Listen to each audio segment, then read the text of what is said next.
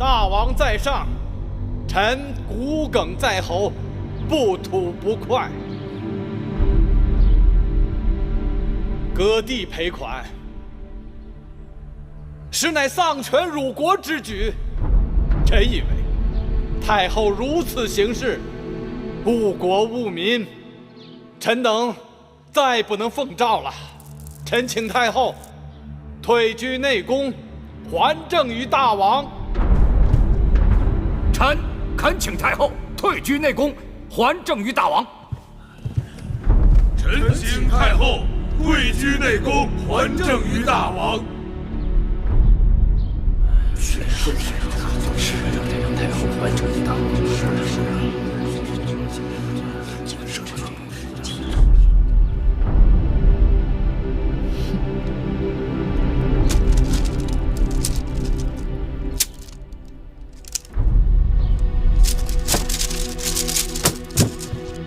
甘相自己看看，这是什么？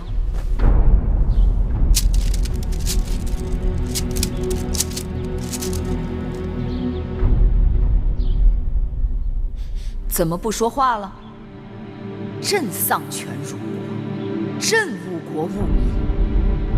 甘相自己私底下拟就的让各国退兵的条约，可是几乎把秦国卖的只剩个咸阳了。当日列国兵马在函谷关的时候，甘相又在何方？出了何力？常言道：“主忧臣劳，主辱臣死。”武王当任用无知匹夫，效蛮力举鼎身亡。你身为右相，罪当如何？甘茂虽为右相，但无法劝阻君王，所以到了今日，目睹朝堂混乱，才不得不谏言。太后牝鸡司臣，乃国之乱象也。太后若继续贪恋权力，秦国必将大乱。臣请太后还政于大王，有何过错？秦国内忧外患，你无能御外敌平内乱。如今诸侯兵马退去，你倒会上下串联要挟君王。如此无德无才无耻无能之人，你还敢立于朝堂吗？殿前武士，在，把他给朕逐出朝堂。是。慢！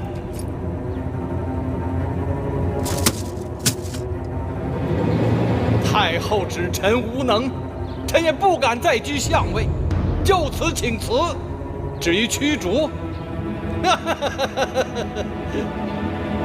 臣自会自己离开，不用烦劳武士。但太后如此轻客慢事，羞辱臣功，今日甘冒离开，不知来日这宣誓殿上还有何人可以立于此？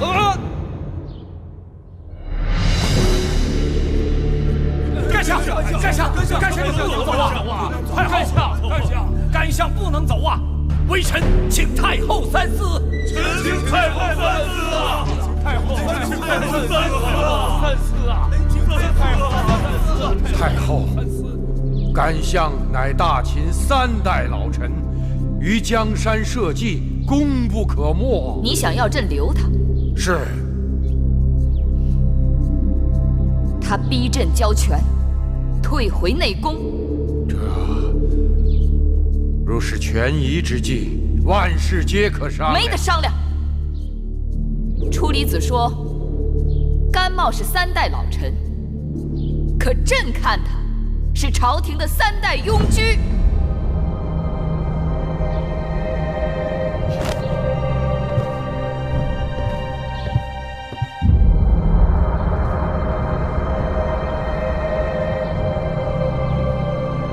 芈月立于此地，向天地诸神起誓，只要芈月在宣誓殿1日，便要保内乱平息，保师弟重回我疆土，保大秦再次扬威。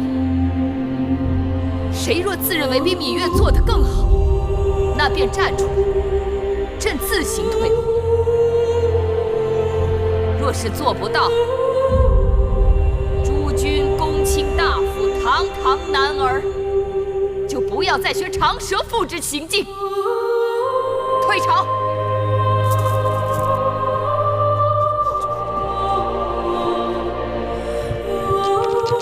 楚离子，此事你不能不管呐！就是不能不管了，不能不管。诸位卿大夫，先回去吧。老夫定会向太后再三陈情。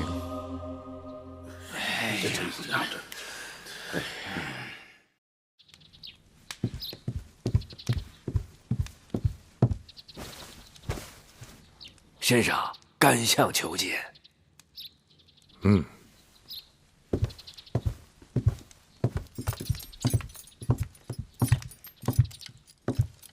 甘相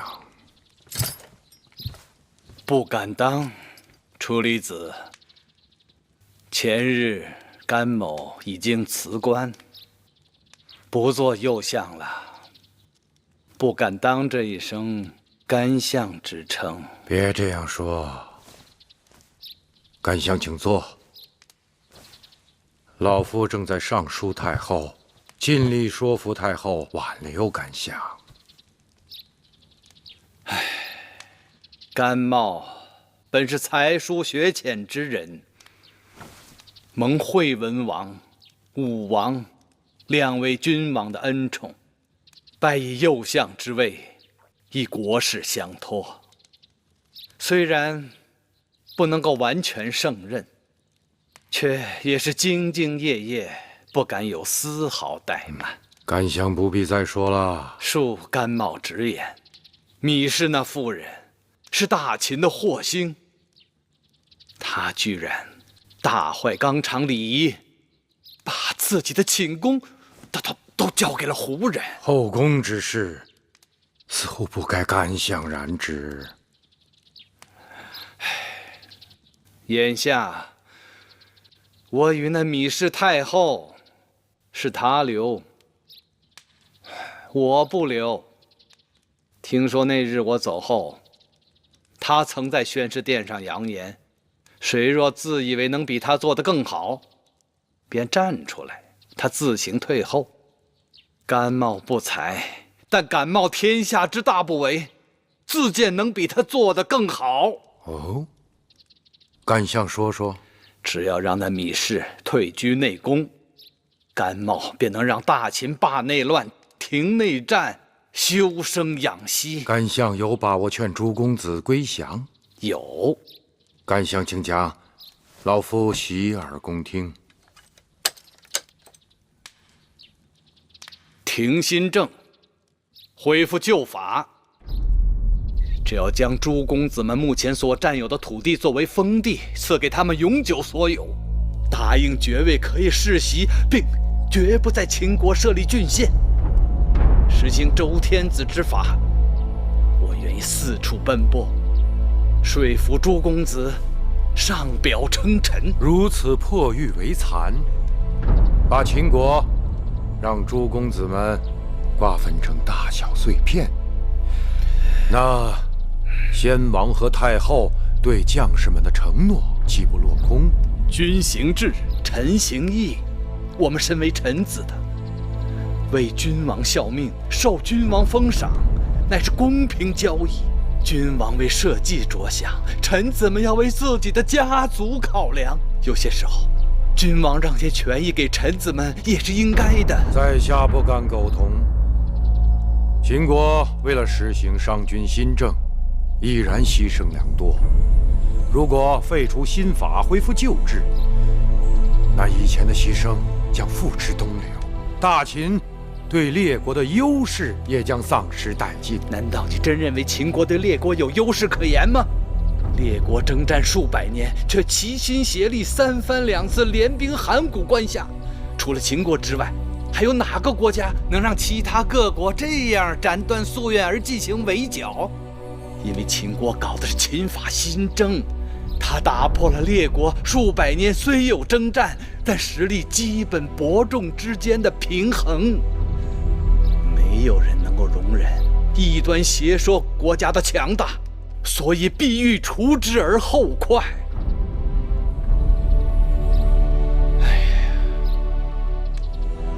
我承认诸公子们割据，恢复宗室旧族在封地上的权利。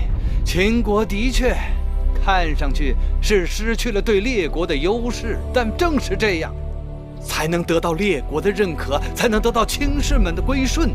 这才是秦国长治久安之策呀！你今日来，背后得到多少人的支持？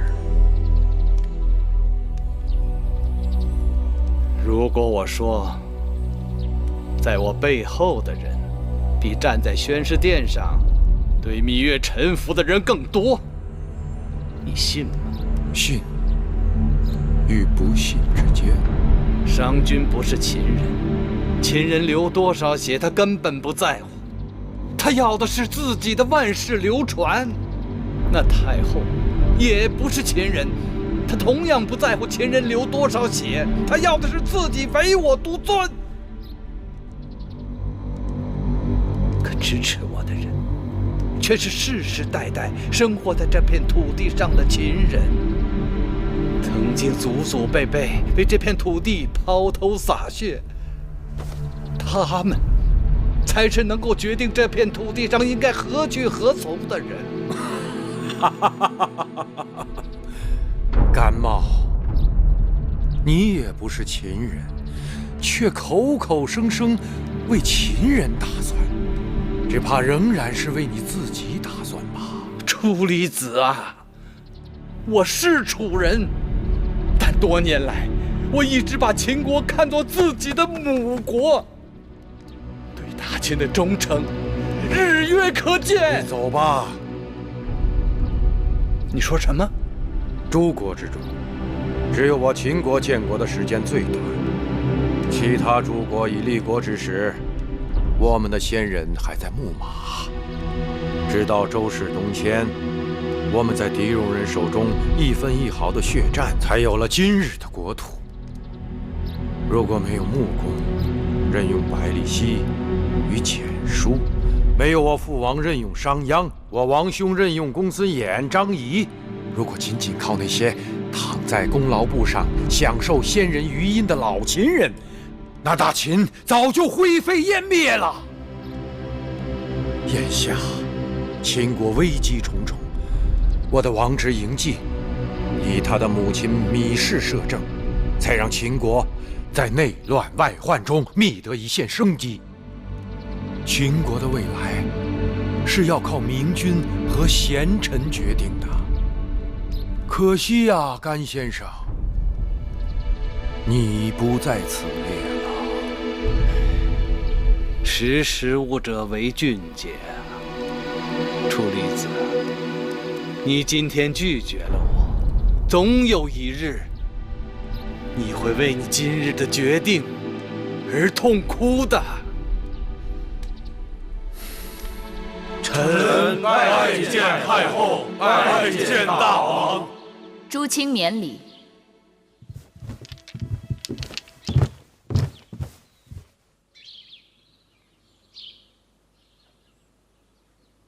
今日早朝，这大殿好像空旷得很。禀太后，这几日臣子当中，有不少人抱恙告假了。哦。朕并未听说这咸阳城里发了瘟疫，这么多人一下子都病倒了，难免叫人担心呢。楚离子，在。你让太医院的太医逐个到这些个病了的朝臣府上去诊治。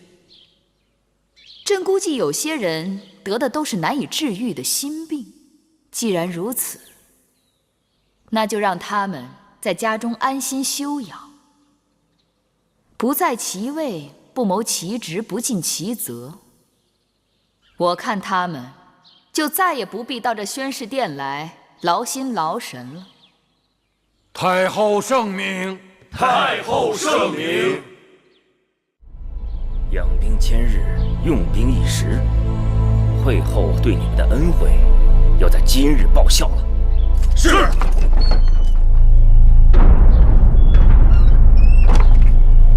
蒙敖将军，这位是禁军统领蒙敖将军。蒙将军，杜将军，咱们事先说好了，今日他们几个装扮禁军带他们进宫，只是挟持住太后，逼他退位还政于大王，并请回甘相。一切不可莽撞行事，更不可伤人。那是，蒙敖将军，只管放心。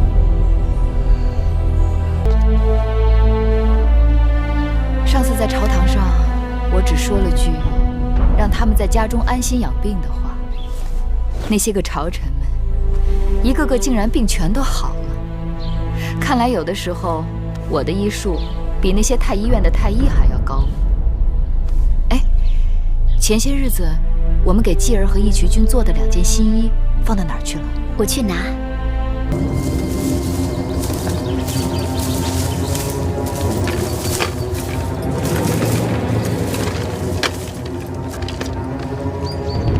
昏侯有令，杀死芈月，赏金5000，封关内侯，11万户。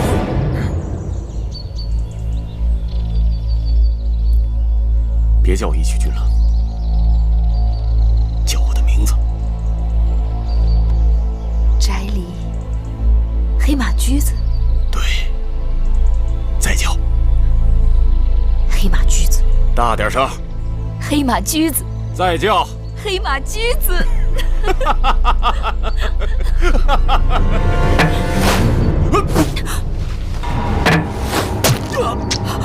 你上！不行！来人！快来人！抓刺客，保护太后！快！保护太后！走。翟离，你怎么样？翟离，我没事。翟离，快来人！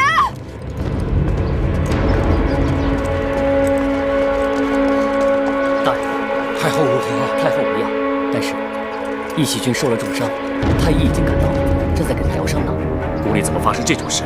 那些杀手都穿着禁军的衣裳，这事儿肯定跟禁军有关。如今掌管禁军的首领该是蒙敖将军。正是。把蒙敖给我抓起来！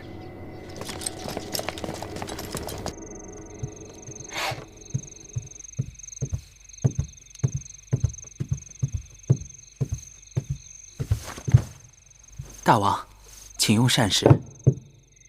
不吃，拿下去。大王，饮食有序，不食伤身呐。多事。我母后回来没有？我问你，我母后回来没有？哦，刚回来。我去找母后。大王，你还是别去了。怎么了？太后在宫内遇上了刺客，幸亏义渠君替太后挡了一剑，但义渠君却身受重伤。他死了吗？没有，只是如今他住进了哪了？住进了太后的寝宫。什么？大王，您别去！太后让您在承明殿面壁思过，她还没允准您出去，您不能出去啊！他算什么东西？敢住进我母后的寝宫，他也配？早知道当时我就该一剑杀了他。大王，您不是不知道，他几次救了太后的命。这次义渠君伤了很重，亏得义渠君身子强壮，太医又医治的及时，不然的话。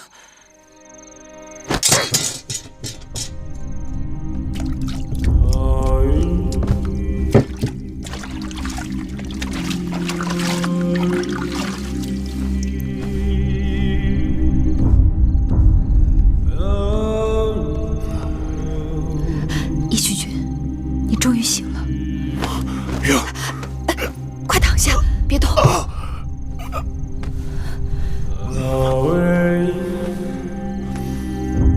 你的伤，太医已经处理过了，没有大碍。放心吧，啊。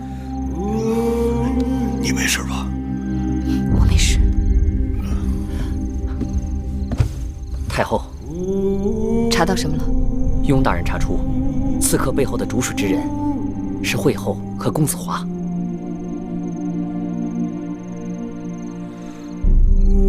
他们怎么会进得了秦宫？是禁军中有人做内应带他们入的宫。如今，这些牵连之人都已经被关押起来，等待太后处置。好了，我知道了，你下去吧。是。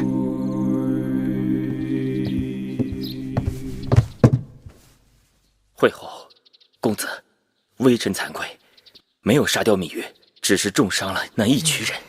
怎么老是失手啊？那个义渠君多次坏我大事，早能除掉他就好了。蒙敖和手下被抓，禁军人心动荡，也说不定咸阳会出乱子。如此说来，虽未刺杀芈月成功，但若能酿起兵变，倒也是桩好事。母后，你看呢？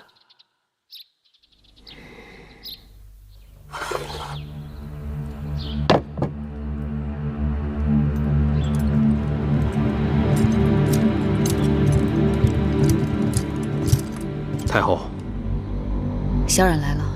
臣协助雍大夫查办刺客的案子，查出了以禁军头领蒙敖为首的一批内应。蒙敖？白起将军听说此事，气愤不过，带人围了禁军大营，抓了不少人，都捆得跟猪羊似的，说要大开杀戒，全部砍头。被我和司马将军暂时拦住。眼下，咸阳禁军人心惶惶，情况紧急，万一发生兵变，你带了那些个被捕的军将名册吗？啊，这就是。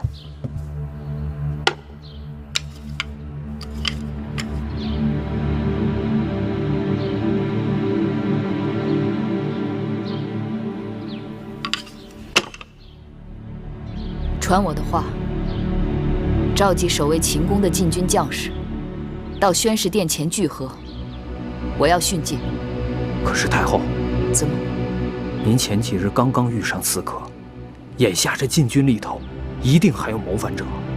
禁军当中肯定还有勾结诸公子之人，但不会整个禁军都靠不住。鼠辈只敢暗中下手，而整个禁军军事列阵，5人为一伍，5伍为一两，4两为一卒，5卒为一旅，5旅为一师，5师为一军。每个人周围都是4个人看着，任何人有一点异动，都逃不过别人的眼睛。想在禁军当中行刺，除非他是疯了，或者是急着自寻死路，所以用不着担心。是。拜见太后！拜见太后！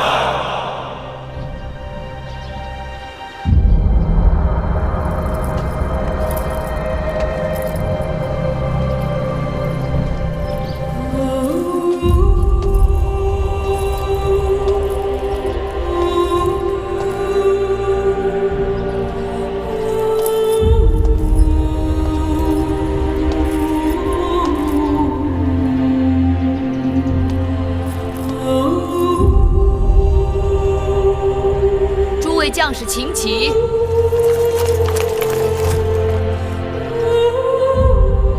把他们解开。太后，解开。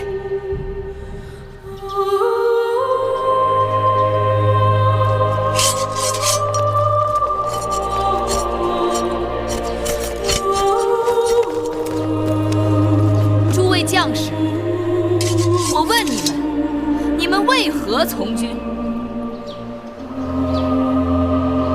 当兵吃粮领饷，在秦国当兵有前途。当兵吃粮领饷，在秦国当兵有前途。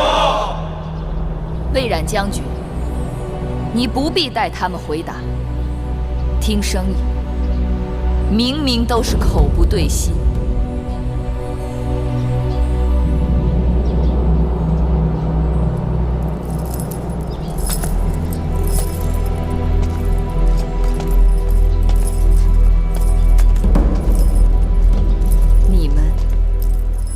什么要造反？让你还位于大王，请回甘相，与诸公子罢兵。朕当真就真的有违天意？银华、甘茂等人的主张，就真的这么受人拥戴吗？你们当初当兵，必定不是为了造反。你们沙场浴血，卧冰尝雪，千里奔波，赴汤蹈火，为的不仅仅是效忠君王，保家卫国，更是为了让自己活得更好，让自己在沙场上挣来的功劳能够印及家人，为了让自己能够建功立业，人前显贵，是也不是？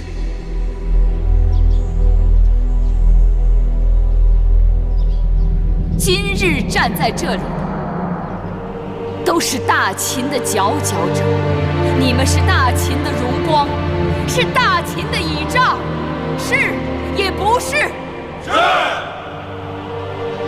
我大秦曾经被人称为虎狼之师，令列国闻风丧胆。可就在前不久，五国陈兵函谷关外，可我们却束手无策，任人勒索宰割，这是为什么？我们的虎狼之师呢？我们的王军将士呢？都去哪儿了？大秦的将士曾经是大秦的荣光，可如今却是大秦的耻辱。当敌人兵临城下的时候，你们不曾迎敌为国而战，却在王位相争中自相残杀，这就是你们的作为。曾经商君之法约定，只有军功才可授爵，无军功者不得授爵，有功者显荣，无功者虽复无所荣华。可有些人就是不愿意遵商法，要恢复旧制，所以派人来杀我。你们也不情愿，也不想实行新法，是吗？为何你们站在了靠祖上余荫吃饭的旧族那边，自愿成为他们的鹰犬，助纣为虐，使得他们随心所欲，胡作非为，使得商君之法不能推行，兄弟相残，私斗成风。你们的忠诚不献给能够为你们提供公平、军功、荣耀的君王，却给了那些对你们作威作福、只能赏给你们残渣剩饭的旧族们，是吗？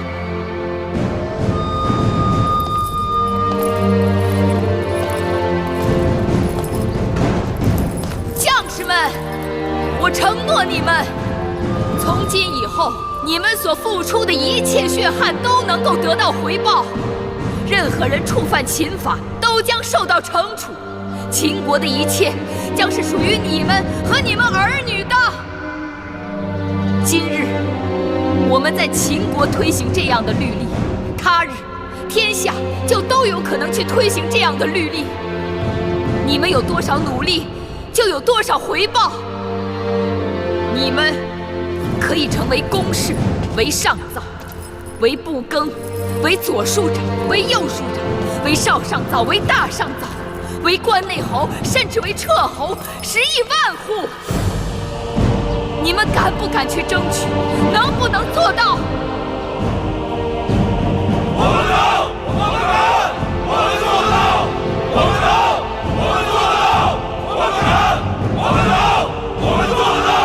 太好，太好，太好，太好，太好，太好，太好，太好，太好，太好，太好，太好，太好，太好！臣有罪，请治臣的罪，请治臣的罪。你们有罪，但你们敢于认罪，你们个个都是勇士。我此刻不治你们的罪，我要你们去平定内乱，去沙场上将功折罪，做得到吗？臣做得到，臣做得到。我们敢，我们能，我们做得到，我们敢。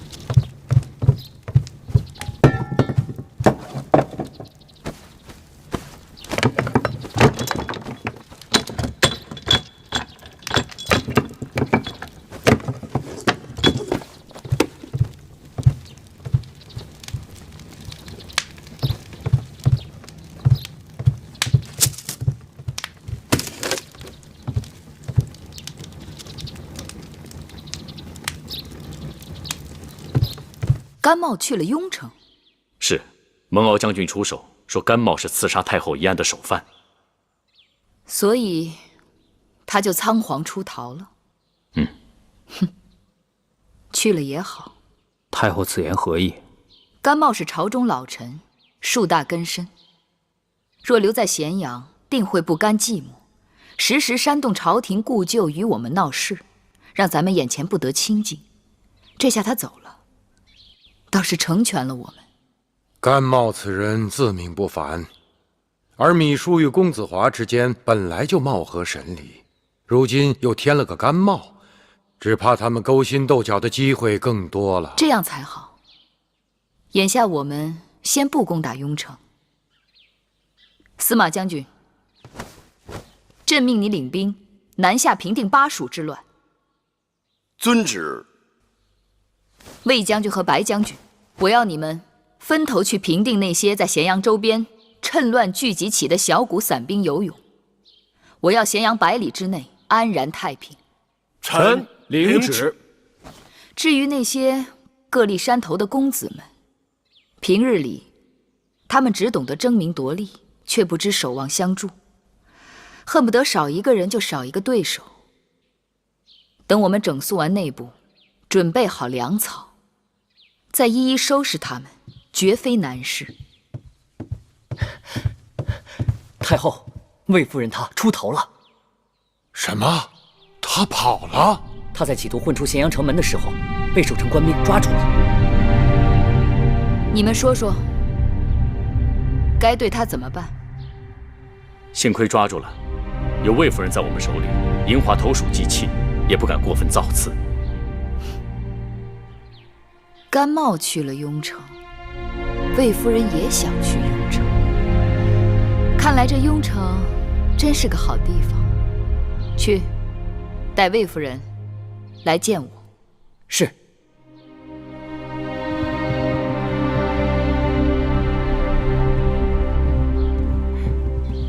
太后，魏夫人来了。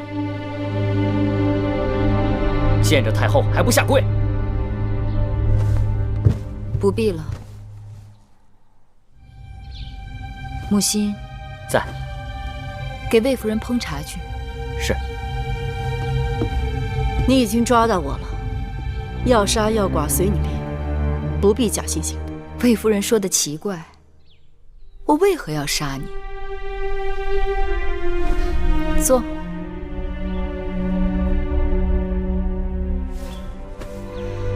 你与公子华已经很久不见，骨肉相思是人之常情，只是雍城离咸阳路途遥远，四乡因兵乱而匪贼横行，魏夫人只带一个奴婢便上路，未免考虑不周，至少该有车马相随，侍从护送。你什么意思？朝廷可以派人送你去雍城。送我去雍城？对，公子华是我大秦难得的人才，又是先惠文王的长子。只要魏夫人去了雍城，劝说他解散叛军，恢复秦法新政，一切就都好商量。怎么好商量？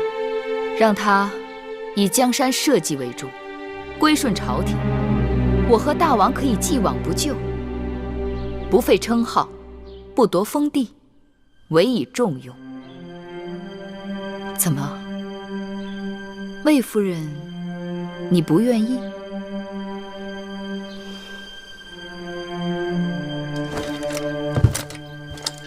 臣甘茂拜见惠后。甘相快请起。我等苦盼甘相，如盼甘霖，如今得到甘相前来相助，实在不胜欢心。芈月要将大秦带到衰亡之路，我蒙2代先王恩惠，不能不站出来啊！甘相所言极是，那芈月倒行逆施，你我当然要同仇敌忾。去，给甘相上茶。是。请。会后或许不知，与我前后脚来到雍城的还有一人。谁？公子华的生母，魏夫人。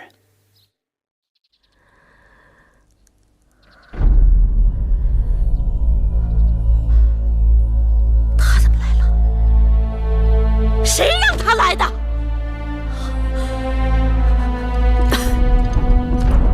公子，母亲，孩儿不孝，让母亲受苦了。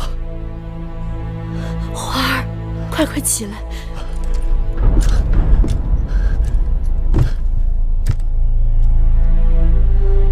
华儿，母亲，母亲逃出咸阳，平安到达雍城，真是孩儿的幸运。华儿这话错了，母亲是被王军的人马护送到雍城的。芈月，是啊，他送我来，希望我能说动你罢兵，归顺朝廷。你答应他了？我当然答应他了。母亲喝口水。花儿，母亲一心只想见你，他就算是让我跳火坑，我都会答应。不过，我告诉他，最后结果如何，都由我华儿自己做主。母亲，华儿已经没法回头了。华儿身边站着诸位王族兄弟，背后是秦国所有的旧族。会后已经答应立我为储君，一旦攻入咸阳城，便即刻立我为王。那大秦的明日，不是那芈月的，便是华儿我的。我同那芈月已经不共戴天。华儿，无论你打算怎样做，母亲都赞同。那就要让那会后尽快兑现诺言。你是先王的长子，德才兼备，军功赫赫，受众人拥戴。他立你为王，那是你该得的。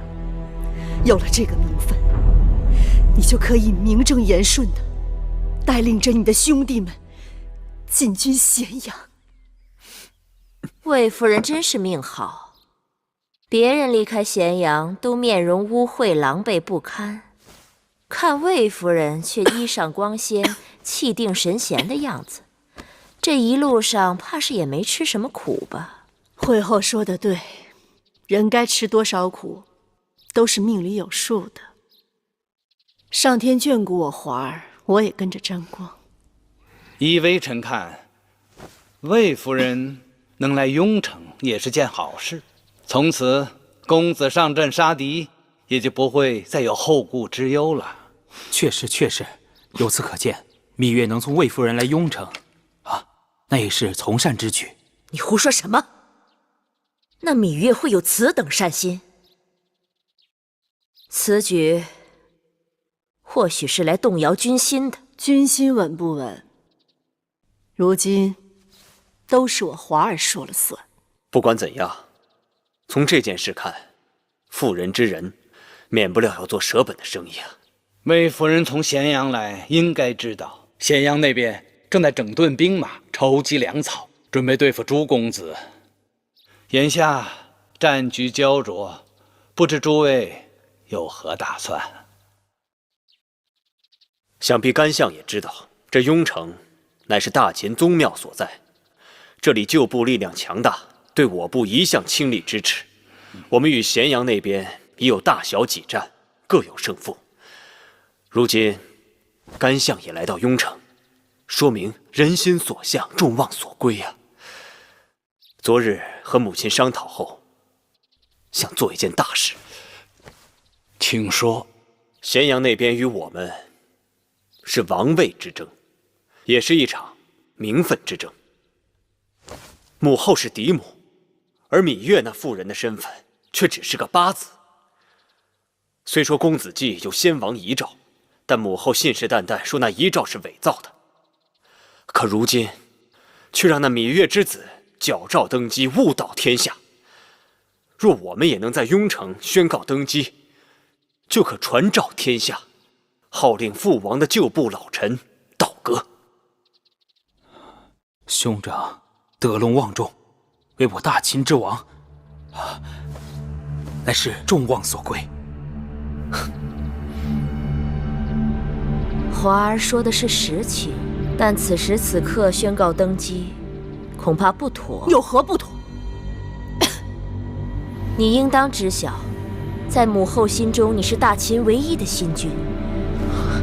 我们之所以能跟咸阳抗衡，是因为我们聚集了诸公子的势力，人马兵力甚至多过芈月的兵马。诸公子虽威望才德远不及你公子华，但他们人人皆有争位之心。王位空置，可以使他们戮力同心。若是公子莽撞宣布登基为王，诸公子心生不满，只怕你公子华会成为诸公子的敌人。那也不能一直这样下去，让我华儿无名无分，出生入死。母亲不必多说，你们该知道，我嬴华并非真的贪图那个王位，我只是为母后抱屈，不忿那芈八子以伪诏发号施令，完全不把母后放在眼里。华儿为母后着想，我记在心里。其实母后也巴不得你公子华立即登基，运筹帷幄，号令天下。但母后也得为大局着想。从长计议，惠后此言诚恳，以臣之见，还是暂缓称王为更好。只要惠后在，诸公子为了示好惠后，便会听从我们从雍城发出的号令，公子的王位也指日可取。好了，此事就商议到此吧。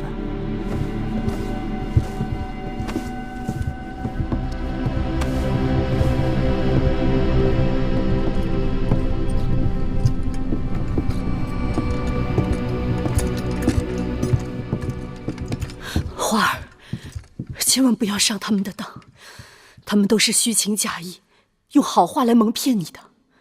孩儿看得清清楚楚，他们想让我带兵进攻咸阳，我却偏偏在雍城按兵不动，看他们能怎么样？雍城那边这几个月来一直按兵不动，眼下秋粮丰收，王军征兵买马，草粮充沛，义渠军相助，司马错在巴蜀平乱顺利。诸公子当中，魏良人的儿子公子池已率先向朝廷表示归降，其他公子也有人悄悄向朝廷表示了归顺之心。因朝廷下旨，凡宗室旧族支持公子们造反者，一律取消绝路和暗例攻击。旧族们开始与叛军疏远，诸公子闹事的气焰日渐式微。楚离子，你看呢？是时候了。好，你是大宗伯，掌管宗室之事，平日里又与众公子们多有来往，就由你即刻写信给诸公子，就说大王与他们本属骨肉至亲，他们割据造反也是为了自保，所以既往不咎。大秦儿郎不能自相残杀，图为亲痛仇快，请他们回咸阳共佐大王。若不肯归降，就以叛逆之罪行征伐之师，到时候就后悔晚矣。是。这是刚在边关截获的惠后敏书发给大王的信函。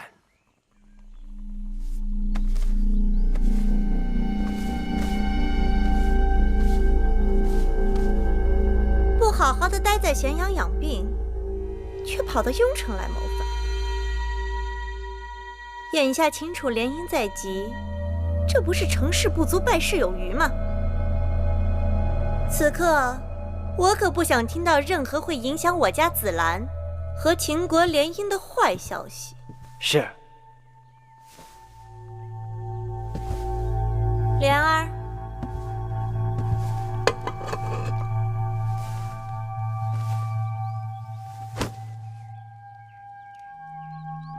蒙将军，当真要冒险去雍城？蒙敖，承太后不杀之恩，悔不该当日做出那些糊涂之事。眼下雍城的旧部仍然在走我以前的错路，蒙敖不忍看兄弟们自相残杀去送死。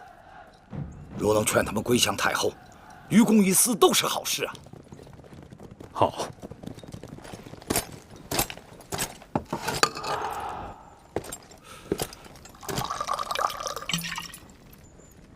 待你事成之后，我与你豪宴痛饮。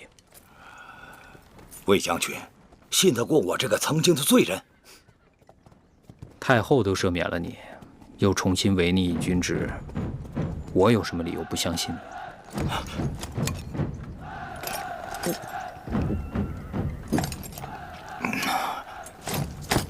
末将告辞。后会有期。芈八子在宣誓殿已经坐稳，就要对我们动手了。可那公子华却以各种口实百般推诿，至今按兵不动。咸阳正在调集兵马，要征伐诸公子。我们的时间不多了，为今之计，我们必须收拢人心。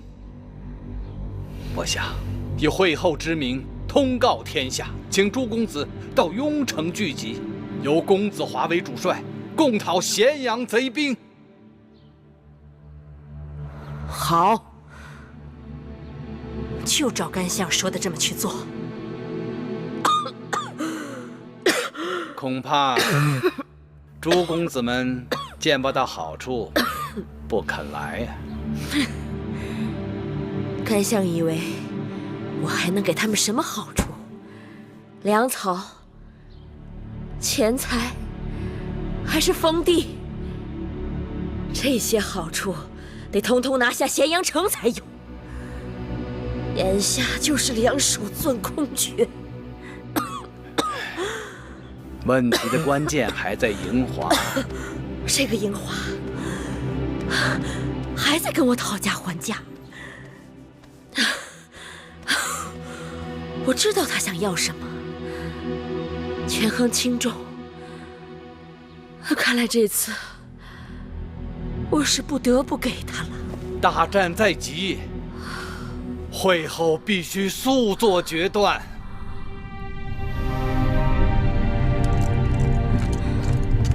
母亲，会后准备即刻下诏，立我为秦王。会后要立你为王了，太好了，太好了，终于盼到这一日了。华儿，你是大王了，你当了大王，出征讨伐贼子，也好出师有名，号令天下，招抚王君归降。母亲，母亲，母亲！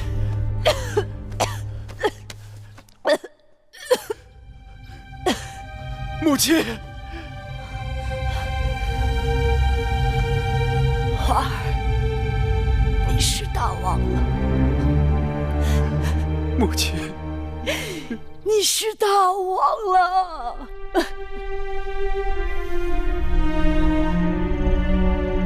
诸位将士，我营华临危受命为秦王，肩负社稷江山之重任。芈氏母子谋权篡位，大逆不道。我与王弟们联手，征伐芈氏。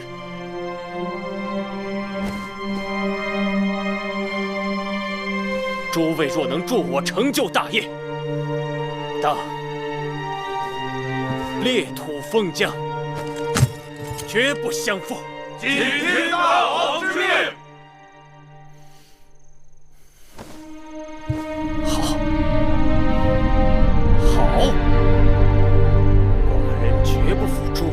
清今日之功，为旗开得胜干！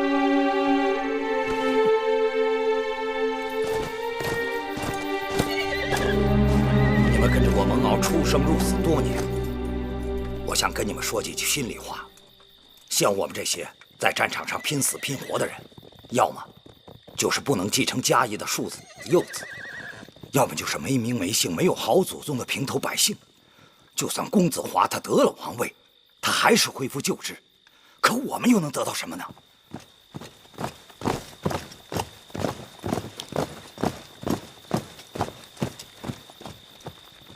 如今秦人陷于内乱，我们与其给那些宗室旧族做鹰犬家奴，还不如去投效一个能够给我们公平的君王。至少心里头明白，我们拼死拼活的打仗是为了什么。如果我们战死沙场，我们的家人，他们又能得到怎样的保障？将军说的对，我们都听您的。将军说的对，我们听将军的。朕得到消息，公子华自立为伪王，恢复旧制，倒行逆施。另外一些叛乱公子的兵马也已经开始向雍城集结。我大秦王者之师95之尊，从今日起，我等将征伐诸公子之乱。楚礼吉，臣在。朕命你亲自起草讨伐檄文，将有华等人背道逆礼之罪昭告天下。遵旨。尤瑞，臣在。你为中军主将。遵旨。白起，臣在。你为中军先锋。遵旨。魏冉、李荣，臣在。你们各领一支人马，分头为左军和右军。我要你们依我的旨意，听从雍大人调遣，征伐雍城之叛军。遵旨。望尔等齐心协力，共同剿灭叛军，保我大秦一统江山。臣遵旨。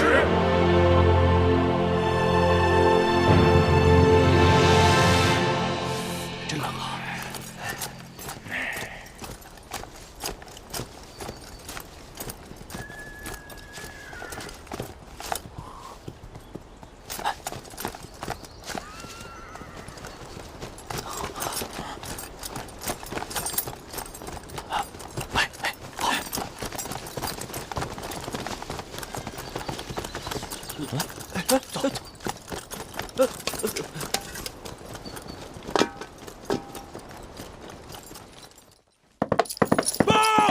白起将军大败公子峰！报！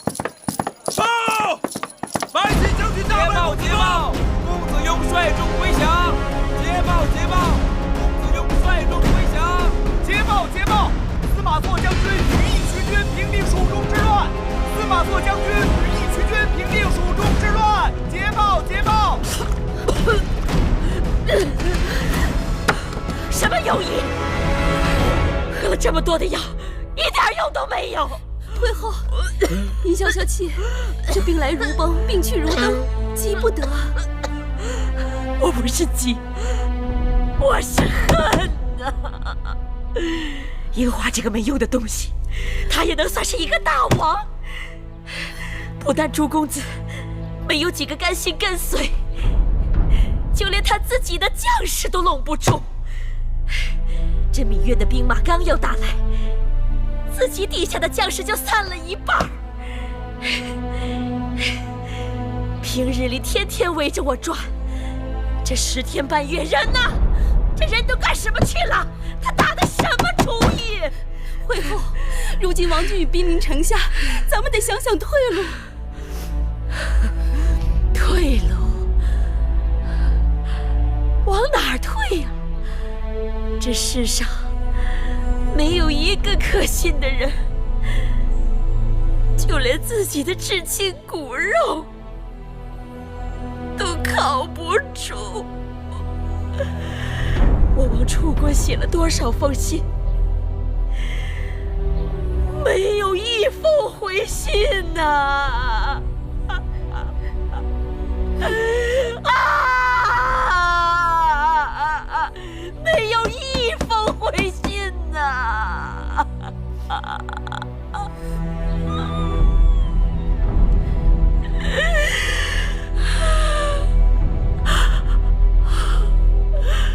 珍珠，我让你给我准备的鹤顶红，徽后，你得给我备着，到时候放在手边，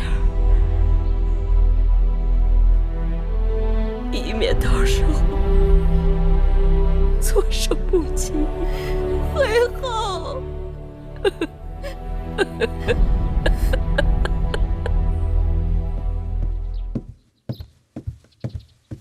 夫人，这是您的凤冠。大王真是孝顺，让雍城最好的缝纫绣娘做出来的嫡衣，一点不比咸阳宫里头的差。这会不会僭越了规制啊？夫人是大王的亲生母亲，就是该让天下知道大王心里头最敬重的人是谁，免得人前人后让惠后压了夫人一头。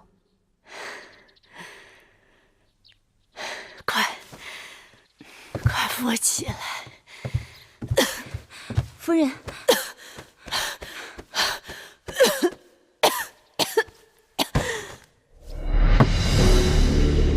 王军已经开始攻城了，大王，南门也兵力空虚呀，北门也快顶不住了，损失惨重啊！是啊，大王，大王，速作决断呐！大王，大王，王军已经是魏雅和白起的人马已经破城而入了啊！这大王，怎么办？大王，莫慌，你们几个快随寡人冲出去！是。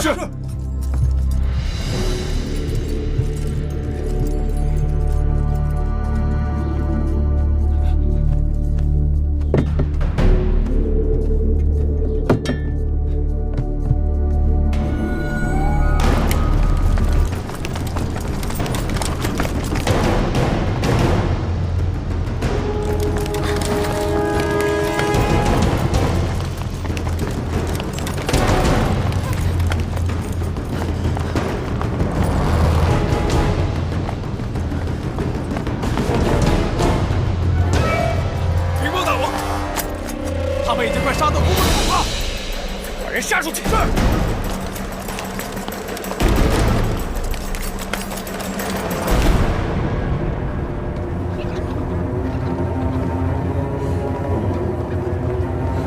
先生，咱们这是去哪儿啊？魏国。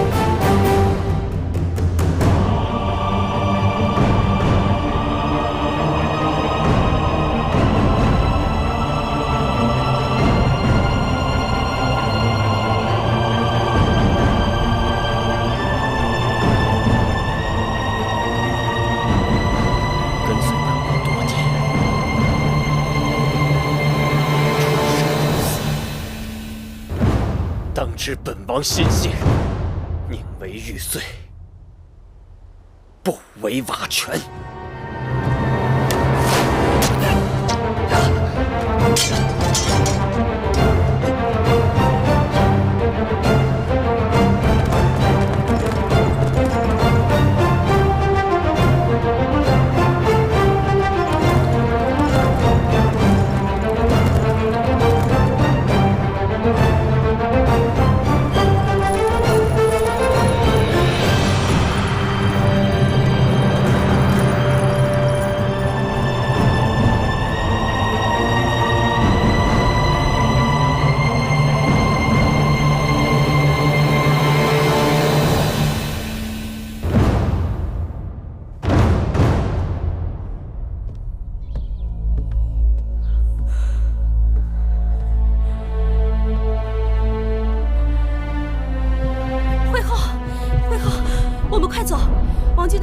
经杀进雍城了。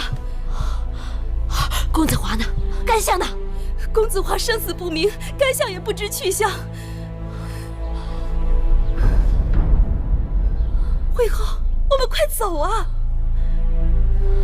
我让你准备的鹤顶红呢？给我，给我！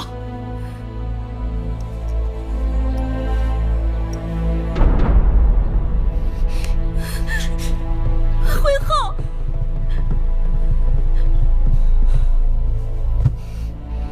惠后。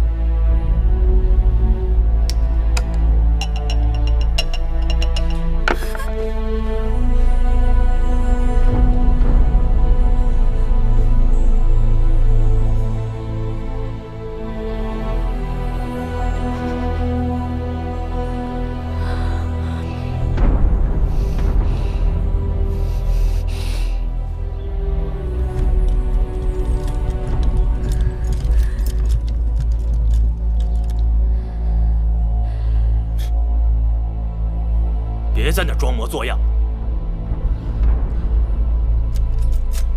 请吧。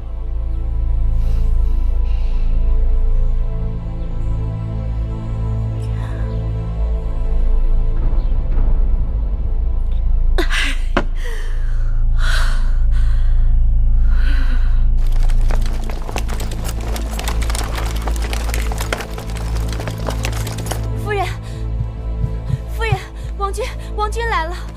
夫人，花儿等急了，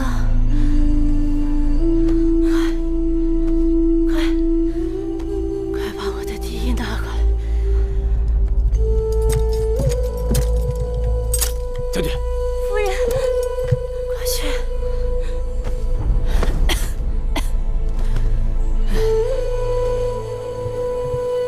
笛。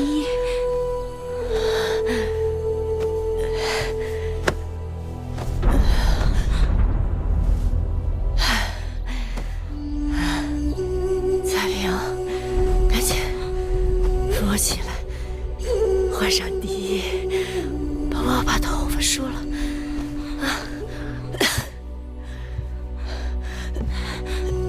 夫人，夫人，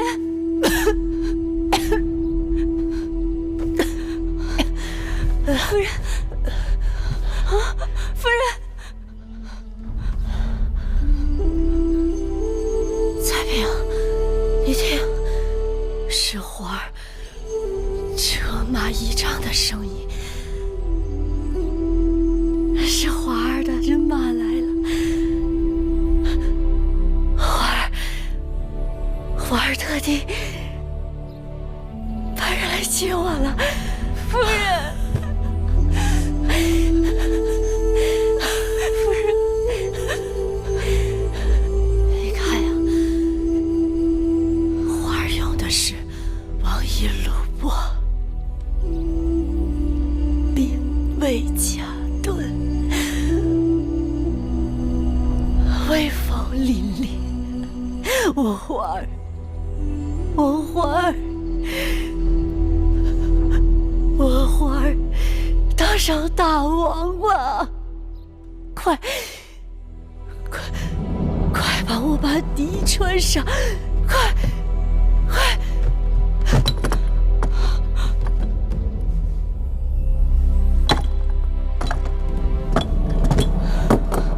夫人，夫人，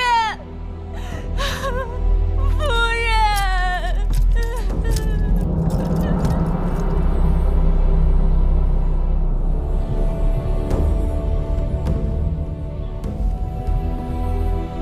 报！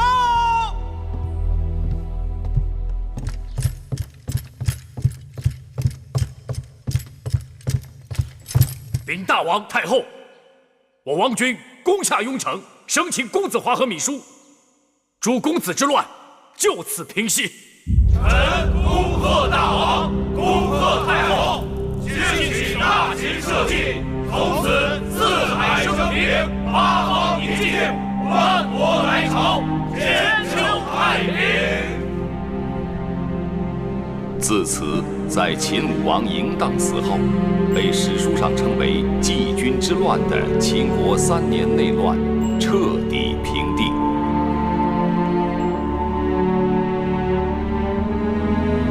7位参与叛乱的公子，如今都已被囚禁。敢问大王太后该如何处置？秦法上规定，叛乱之人当如何处置？处离子。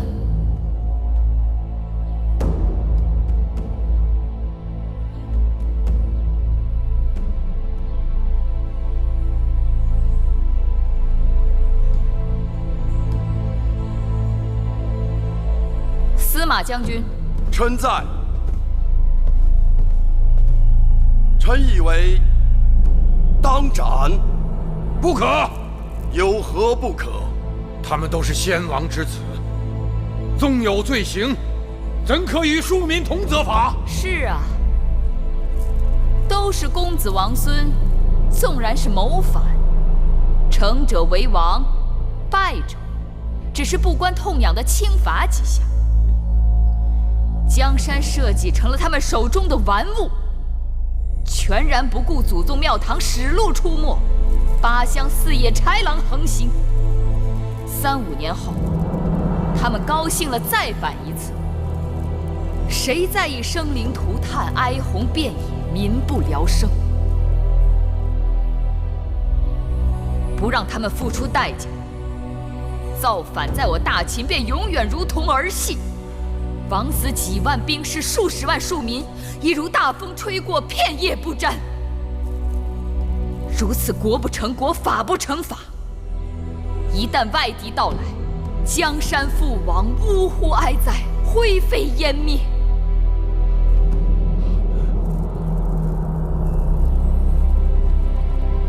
太后，老臣愿意监督他们，绝不让他们再生事端。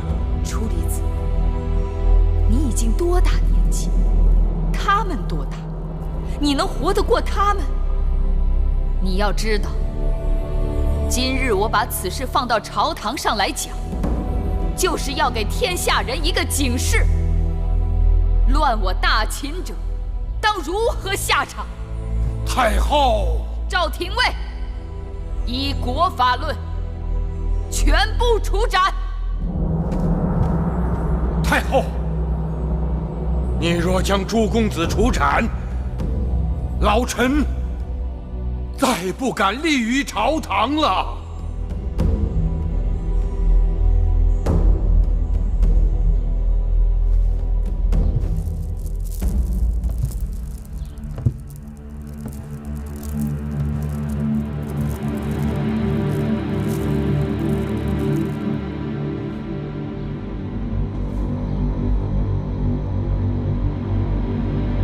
我不受任何人要挟。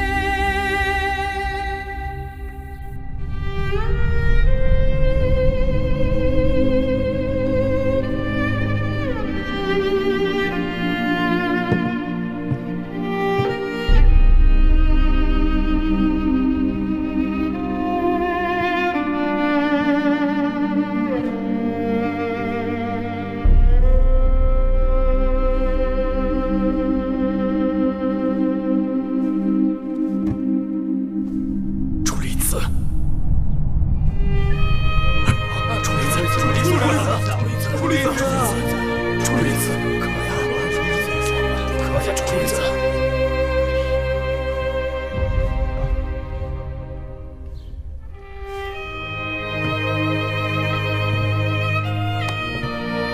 楚离子，三思啊！